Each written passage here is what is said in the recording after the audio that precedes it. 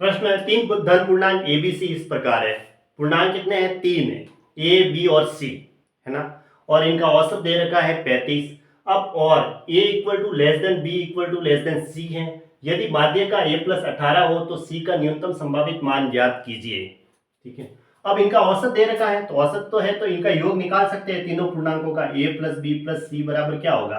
3 है, तो औसत को संख्या से गुणा कर दो तो योग आ जाएगा। तो यहाँ पे तीन पूर्णांक है, 1 2 3 है, तो 3 को 35 से गुणा करेंगे तो कितना हुआ? 105। ठीक है, हाँ 105, ये योग हो गया इनका। अब इनकी माध्य का दे रखी है a प्लस 18। अब पूर्णांक कितने हैं? पूर्णांक है देखो 1 और 2 और 3 है। ठीक है, और ये भी स्थिति मालूम है कि देखो a या तो इसके बराबर है या फिर इससे a छोटा ही है, यानी b बड़ा बता रहा है। फिर या b इसके बराबर है या फिर b c से छोटा है, यानी c बड़ा है, ये भी मालूम पड़ गया, यानी ये आरोही क्रम में ही होंगे। ये क्लियर हो गई। तो अब कितने पद है? 1 2 3 पद है। तो अगर माध्यिका निकालनी है तो विषम पद है 3, तो माध्यिका बराबर क्या होगा? 3 में 1 जोड़ दो, 3 प्लस 1/2 यानी कि 4/2, यानी कि दूसरा पद, है ना। 3 प्लस 1/2वां पद करते हैं तो कितना आया? 4/2वां पद, यानी दूसरा पद दो, यानी कि माध्यिका दूसरा पद कौन सा है? बी है। तो बी बराबर माध्यिका बराबर दे रखी है a प्लस 18। ठीक है, माध्यिका क्या हो गई? माध्यिका बराबर हो गई 3 प्लस 1/2 वा पद, है ना। ऐसी माध्यिका निकालते हैं जो कि 2 वा पद।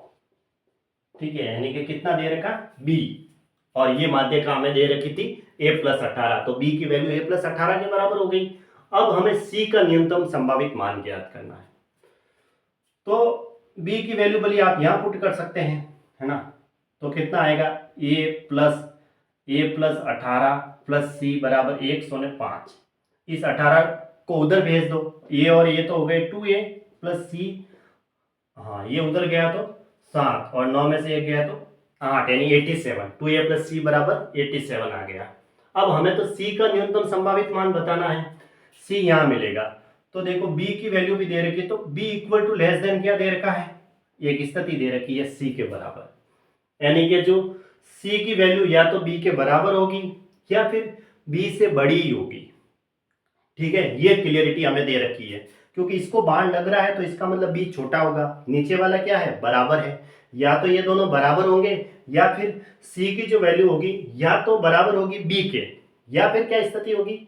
b से बड़ी ही होगी। तो हमें तो बराबर वाली स्थिति ले लेते हैं, क्योंकि हमें क्या चाहिए?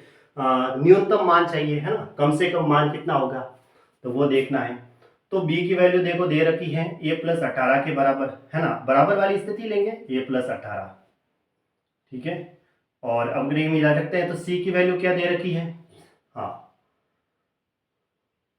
ठीक है, और एक ये स्थिति दे रखी है, c की वैल्यू इस 2a को उधर भेज दो, c बराबर 87 माइनस 2a, वो यहाँ रख दो 87 माइनस 2a। अब 2a इधर आ जाएगा तो 3a equal to less then 18 उधर चला जाएगा, तो 87 में से 18 माइनस करेंगे तो 17 में से 8 गया तो 9 और 7 में 69, यानी a का मान किसके बराबर होगा?